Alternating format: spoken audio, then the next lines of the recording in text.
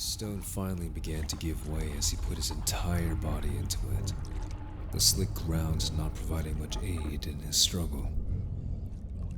The door opened as the whispers subsided, and Christensen fell forwards, slipping in the mud and through the door. Whoa! Oh. Oh. Where the hell am I?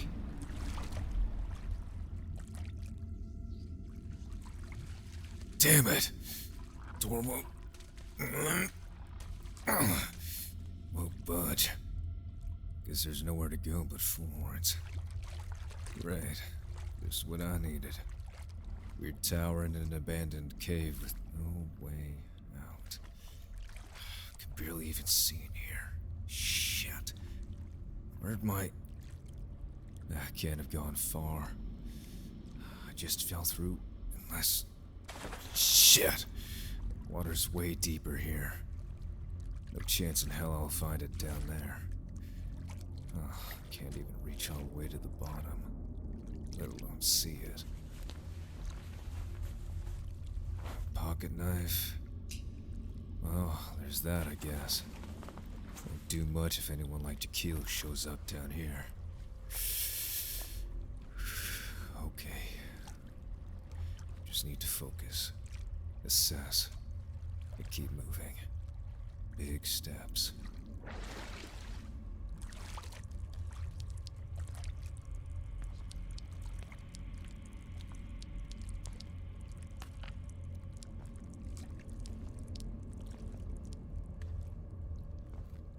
Doors. Are they locked? Doesn't seem so.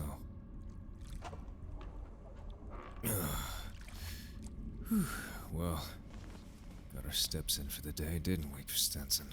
But what's this? Some sort of temple? Lots of old pottery and such. Doesn't look like anything's been in them for a while. Just wet sand and coral. Seaweed in this one. Old inscriptions on the walls. I can't read these, but I remember them from somewhere. But where? If there was ever going to be a time for a group of cultists to jump me from the shadows, that'd be the time. Hey, what's this? A chest of some sorts? Must be real old, or someone's really into their antiques. Wouldn't surprise me, seeing what was upstairs. Let's take a look. Might be something useful inside. Clue maybe. Just waterlogged papers. Notebooks maybe. Can't make out anything useful, except... a date on the spine of this one. Leather hasn't been completely destroyed yet. Not more than a few years ago. Made in Kingsmouth. Damn, really can't make much else besides it's from our time. Damn pages are all soggy and stuck together. Ink's blotched, and everything's mixed up. And what about this? Picture frame. Shattered glass. Somehow the picture looks intact, but it's strange. Can't make sense of any of who these three are supposed to be. Must have hit my head bad. Everything's blurry when I look at it. As my luck should have it, empty besides that. Just more sand and seaweed. And what do we have here? Totem? Relic? A necklace. Great. Nothing more sketchy than a lone artifact on some kind of a pedestal in the middle of a creepy-ass temple. Fuck it. Why not? If I get Indiana Jones'd, then I guess that's just gonna be the end of that. nothing else in here. It's just a stone necklace. Weird carvings into it. Not sure what the string is made out. Oh, human hair. Or something damn near similar. Either way, so I'll hold on to it and look around for a way out. Huh? What the? When did the water start rising so damn fast? There's gotta be a way out of here. A way up at least. Damn it! Walls are too slippery. Shit!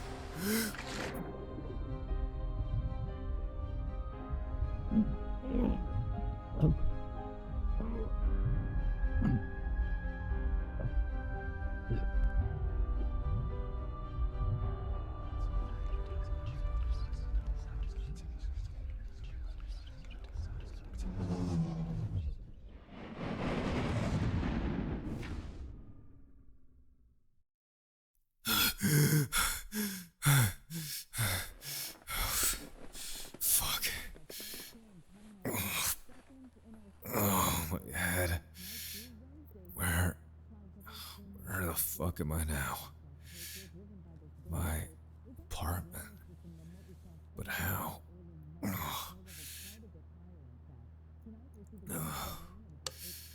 Must have been one hell of a bad dream. Ah, shit. Maybe drunk a bit too much last night. All this stress. No excuse for partaking in so much excess, but I guess a little hair of dog couldn't hurt, right?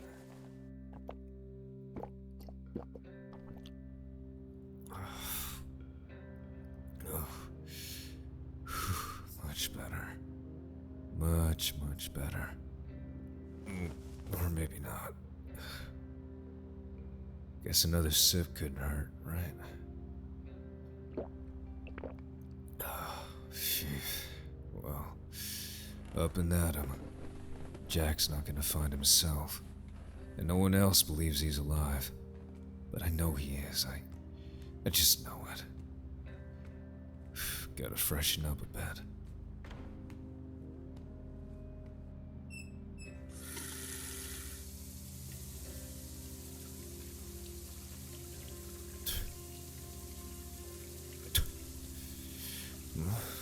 Holy shit. The necklace. But how'd it get into my sink? Phew. So that really wasn't a dream then. But if that's the case, that begs the question, how did I get back here? Memories are all fuzzy after I went through that door beneath Jakeel's place on the bay. Better take a better look at this. Might be the only real lead I've got left. Stone necklace. I remember that much. Damn, but these etchings into the stone still don't make a lick of sense to me. Maybe I could take it over to headquarters and have one of the analysts over there in evidence have a look. They definitely have an easier time shedding light on this thing than me. Maybe they'll be able to see whose hair this was too. Unless this is some kind of seagrass I don't know about. This cord is... it's definitely made of some people's hair. Blonde, black, brown, red, grays and whites. Can't imagine what sick fuck made this thing. Well, whoever they are, maybe we'll get our answers soon as I give this to the lab to run some tests on. Then, we find him and bring him in. I've got more than a few questions for him. Now let's... Fuck. Something doesn't feel right. It burns. No. I have to get rid of this. I need it, but... damn. It's doing something to my head. I can't explain it. No one would believe me even if I told them.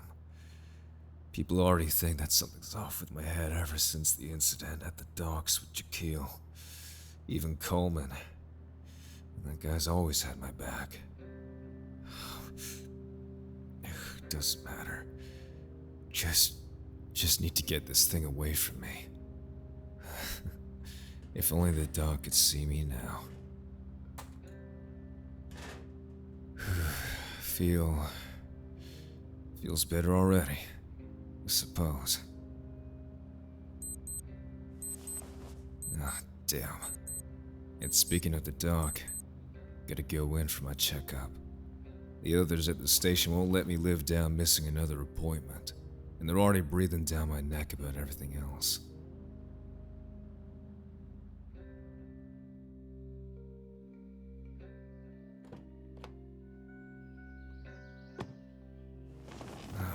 Oh, the heck's on my seat?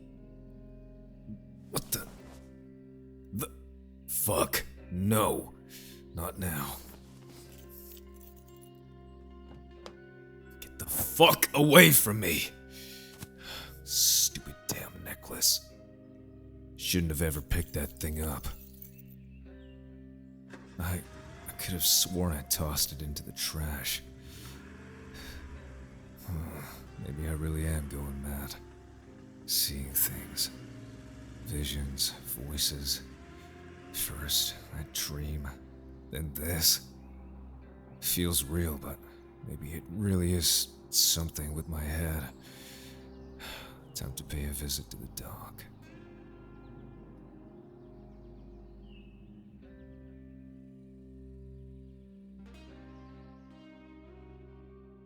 Alright, Christensen, and that should just about sum it up.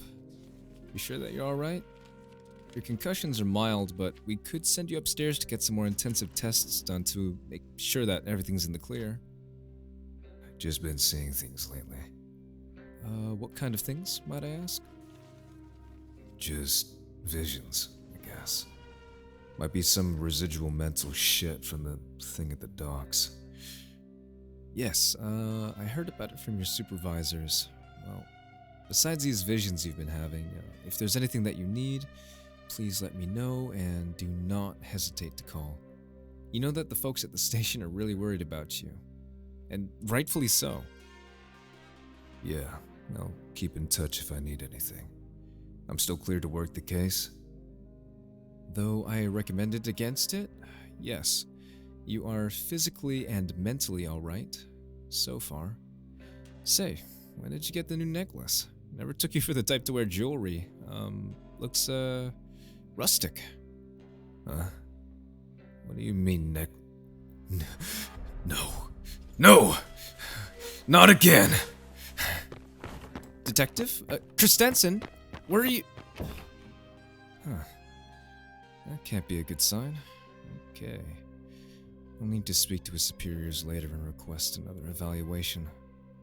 Something's not right with that one. Poor fella.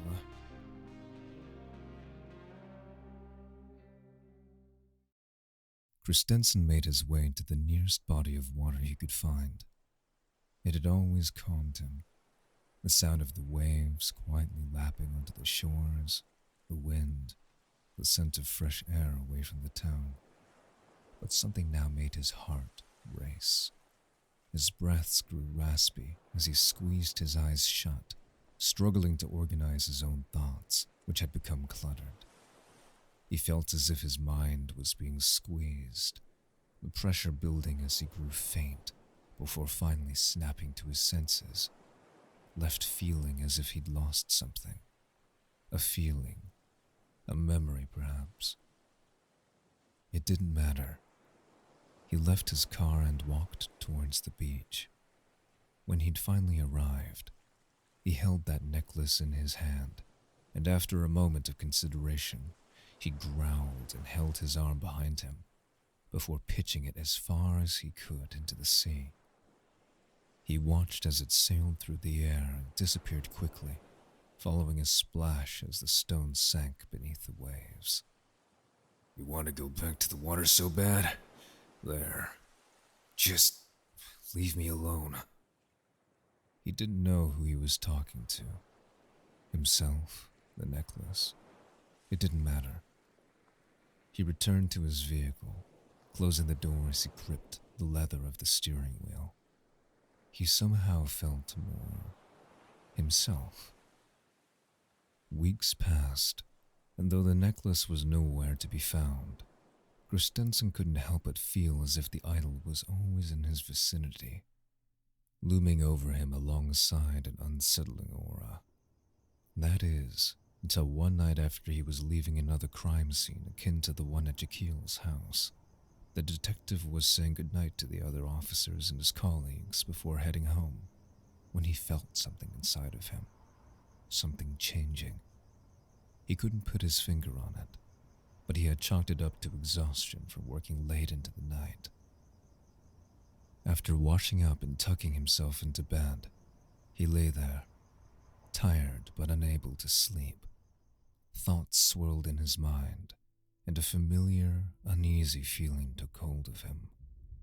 This feeling creeping up his legs, washing over his chest and over his head, it suffocated him, the weight feeling as though it was crushing his chest.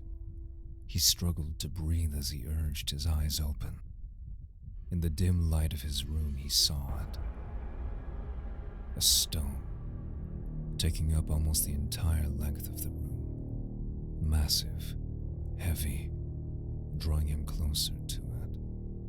Frayed ropes of hair stretched out from either side of the darkened pillar and began to wrap around him, tendrils spreading across the room, latching on to everything and anything within its seemingly endless grasp.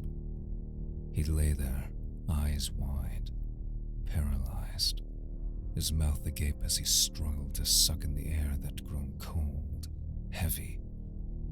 His eyes began to roll back, his body trembling as his hands gripped into fists, clutching at the sheets of the bed. Then nothingness, as darkness took his vision, and his thoughts drifted off somewhere deeper, somewhere empty, yet full. All he could hear was a hollow, echoing silence, and the heartbeat of something within that darkness that shrouded him. It called out to him, and through the silence he mouthed something in return, those words lost unto the void.